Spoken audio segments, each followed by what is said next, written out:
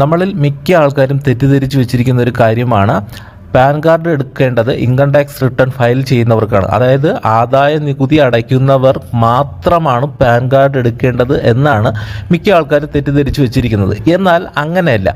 Income tax department issue ചെയ്യുന്ന alpha numeric ആയിട്ടുള്ള ഒരു 10 അക്ക നമ്പർ വരുന്ന ഒരു കാർഡാണ് പാൻ കാർഡ് എന്ന് പറയുന്നത്. അതായത് ഇൻകം ടാക്സ് ഡിപ്പാർട്ട്മെൻറ്റ് നൽകുന്ന കാർഡ് ആയതുകൊണ്ടാണ് മിക്ക ആൾക്കാരും ഇൻകം ടാക്സ് റിട്ടേൺ ഫയൽ ചെയ്യുന്നതിന് വേണ്ടി മാത്രമാണ് പാൻ കാർഡ് ആവശ്യമുള്ളത് എന്ന് വിചാരിക്കുന്നത്. എന്നാൽ ഇന്ത്യയിലുള്ള ഏതൊരു പൗരനും അല്ലെങ്കിൽ ഏതൊരു സ്ഥാപനവും നടത്തുന്ന സാമ്പത്തിക ഇടപാടുകൾ എന്തൊക്കെയാണ് അവ കൃത്യമായി മനസ്സിലാക്കുന്നതിന് ഗവൺമെൻറ് നൽകുന്ന ഒരു ഇൻകം ടാക്സ് ഡിപ്പാർട്ട്മെൻറ്റ് വഴി നൽകുന്ന ഒരു കാർഡാണ് പാൻ കാർഡ് എന്ന് വേണമെങ്കിൽ നമുക്ക് പറയാം. ഇതിനെ ഒരു തിരിച്ചറിയൽ രേഖയായിട്ടും നമുക്ക് ഉപയോഗിക്കാൻ സാധിക്കുന്നതാണ്. അപ്പോൾ പാൻ കാർഡ് കൊണ്ടുള്ള ഉപയോഗങ്ങൾ എന്തൊക്കെയാണ്, പാൻ കാർഡ് എടുത്താലുള്ള ഗുണങ്ങളെന്ത് തുടങ്ങിയ കാര്യങ്ങളെക്കുറിച്ചാണ് ഇന്നത്തെ വീഡിയോയിൽ കാണിക്കാൻ പോകുന്നത്.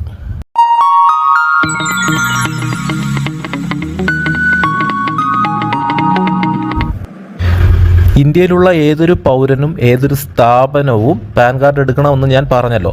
എന്നിരുന്നാലും ആദായ നികുതിയുമായി ബന്ധപ്പെട്ട ആവശ്യങ്ങൾക്ക് പാൻ കാർഡ് ഏറ്റവും നിർബന്ധമാണ്. അതായത് നമുക്ക് എന്ത് സാമ്പത്തിക ഇടപാടുകൾ നടത്തിയാലും അതിൻ്റെ സോഴ്സ്, അത് എവിടെ നിന്നാണ് നമുക്ക് ആ പൈസ വന്നത്, അത് എവിടേക്കാണ് പോയത് എന്ന് കൃത്യമായിട്ട് ഈ പാൻ കാർഡ് ഉള്ളവർക്ക് അത് രേഖപ്പെടുത്തും.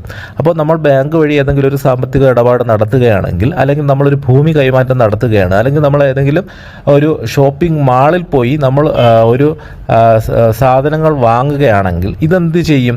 നമുക്ക് ബാങ്ക് അക്കൗണ്ടുമായിട്ട് ലിങ്ക് ചെയ്തിട്ടുണ്ടെങ്കിൽ, പാൻ കാർഡ് ലിങ്ക് ചെയ്തിട്ടുണ്ടെങ്കിൽ കൃത്യമായിട്ട് അത് രേഖപ്പെടുത്തുകയും നമ്മൾ നടത്തിയ സാമ്പത്തിക ഇടപാട് ആദായ നികുതി ഡിപ്പാർട്ട്മെൻറ്റിന്, അതായത് ഇൻകം ടാക്സ് ഡിപ്പാർട്ട്മെൻറ്റിന് കൃത്യമായിട്ട് അതിൻ്റെ ഒരു ക്ലാരിറ്റി, ഡീറ്റെയിൽസ് ലഭിക്കുകയും ചെയ്യുന്നുണ്ട്. എന്നാൽ നമുക്ക് ഇൻകം ടാക്സ് പരിധിയിൽ കവിയാത്തൊരു തുകയാണ് ഈ 40,000 രൂപയെങ്കിൽ നമുക്ക് ആ TDS പിടിച്ച പൈസ നമുക്ക് പാൻ കാർഡ് ഉണ്ടെങ്കിൽ നമ്മുടെ ബാങ്ക് അക്കൗണ്ടിലേക്ക് തിരിച്ചു ലഭിക്കും. എന്നാൽ നമ്മൾ പാൻ കാർഡ് ഇല്ലാത്തൊരു വ്യക്തിയാണെങ്കിൽ നമുക്ക് ഈ 40,000 രൂപയുടെ 20% നമ്മൾ എന്ത് ചെയ്യും? ആദായ നികുതി വകുപ്പിന് നമ്മൾ കൊടുക്കേണ്ടതായിട്ട് വരും. അതായത് റീഫണ്ട് നമുക്ക് ലഭിക്കില്ല. അപ്പോൾ അതുകൊണ്ട് ഇത്തരം കാര്യങ്ങൾ ഒരു ക്ലാരിറ്റി, അതായത് ഇത് ഫിക്സഡ് ഡെപ്പോസിറ്റിൻ്റെ കാര്യം മാത്രമല്ല, നമ്മളൊരു ഷെയർ മാർക്കറ്റിലായിരുന്നാലും നമ്മളൊരു മ്യൂച്വൽ ഫണ്ടിലായിരുന്നാലും അല്ല എങ്കിൽ നമ്മളൊരു സോവറൻ ഗോൾഡ് അല്ലെങ്കിൽ ഏതെങ്കിലും ഒരു സാമ്പത്തിക ഇടപാട് നടത്തുന്നതിൽ നിന്നുള്ളൊരു വരുമാനം ലഭിക്കുകയാണെങ്കിൽ തീർച്ചയായിട്ടും പാൻ കാർഡ് കൊടുത്തിട്ടില്ല എങ്കിൽ നമുക്ക് കൂടുതൽ തുക നമുക്ക് പിഴയായിട്ട് നൽകേണ്ടതായിട്ട് വരും. നമ്മൾ 2 ലക്ഷം രൂപയിൽ കൂടുതലുള്ള എന്തെങ്കിലും ഒരു സാധനം, ഉദാഹരണത്തിന് നമ്മളൊരു 2 വീലറോ അല്ലെങ്കിൽ ഒരു കാറോ, ഒരു സെക്കൻഡ് ഹാൻഡ് കാറോ, അല്ലെങ്കിൽ നമ്മൾ എന്തെങ്കിലും ഒരു സ്ഥലമോ, എന്തെങ്കിലും 2 ലക്ഷം രൂപയിൽ കൂടുതലുള്ള എന്തെങ്കിലും ഒരു സാധനമോ നമ്മൾ വാങ്ങുകയാണെന്ന് കരുതുക. അപ്പോൾ നമ്മൾ അതിനുള്ള പൈസ നമ്മൾ നേരിട്ട് കൊടുത്തു എന്നും കരുതുക. എന്നാൽ ഈ വിറ്റ സാധനം അല്ലെങ്കിൽ നമ്മൾ വാങ്ങിയ സാധനത്തിന് നമ്മൾ വാങ്ങി എന്നൊരു രേഖ ഉണ്ടെങ്കിൽ നമ്മൾ തീർച്ചയായിട്ടും നമ്മൾ ആ പൈസ കൊടുത്തു എന്നതിനുള്ള ഒരു രേഖയായി. അപ്പോൾ ഈ പൈസ എവിടെ നിന്നാണ് വന്നത് എന്ന് സർക്കാർ അല്ലെങ്കിൽ ഇൻകം ടാക്സ് ഡിപ്പാർട്ട്മെൻറ്റ് അന്വേഷിക്കും. അപ്പോൾ ഇത്തരം സാഹചര്യത്തിൽ നമുക്കൊരു പാൻ കാർഡുണ്ട്, നമ്മൾ ബാങ്ക് വഴിയാണ് ആ ഇടപാട് നടത്തിയതെങ്കിൽ നമുക്ക് യാതൊരു വിധമായ പേടിക്കേണ്ട കാര്യമില്ല.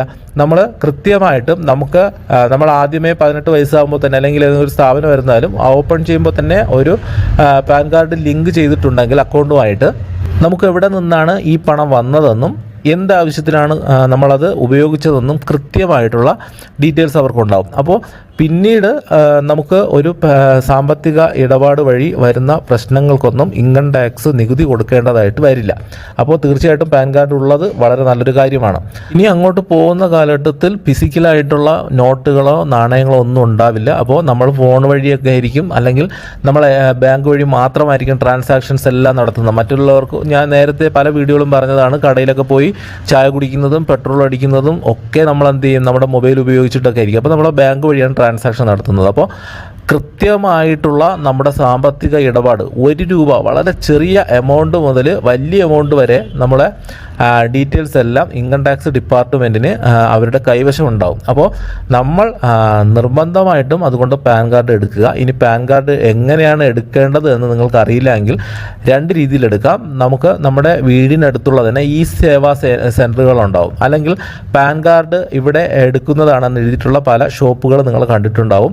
അപ്പോൾ അവിടെ പോയി നിങ്ങൾക്ക് പാൻ കാർഡ് എടുക്കാം. അല്ലെങ്കിൽ ഓൺലൈനായിട്ട് NSDL അതുപോലെ UTI എന്ന് പറയുന്ന 2 വെബ്സൈറ്റ് ആണ് ഇന്ത്യയിൽ പാൻ കാർഡ് ഇഷ്യൂ ചെയ്യുന്നത്. ഈ 2 വെബ്സൈറ്റുകളും ഓൺലൈനിലായിട്ട് നമുക്ക് മൊബൈൽ ഉപയോഗിച്ച് അപ്ലൈ ചെയ്യാം. അതുപോലെ തന്നെ നമുക്ക് ഇൻകം ടാക്സ് ഡിപ്പാർട്ട്മെൻറ്റിൻ്റെ വെബ്സൈറ്റിൽ പോയിട്ട് സൗജന്യമായിട്ടും നമുക്ക് പാൻ കാർഡ് അപ്ലൈ ചെയ്യാൻ പറ്റും. അപ്പോൾ നമ്മൾ ഇത്തരത്തിൽ 3 രീതിയിൽ ഓൺലൈനായിട്ട് ചെയ്യാം. അതിൻ്റെയൊക്കെ വീഡിയോ നമ്മുടെ ചാനൽ നേരത്തെ അപ്ലോഡ് ചെയ്തിട്ടുണ്ട്. അപ്പോൾ ഓൺലൈനായിട്ട് എടുക്കണം എന്ന് താല്പര്യമുള്ളവർ അത്തരത്തിലെടുക്കുക.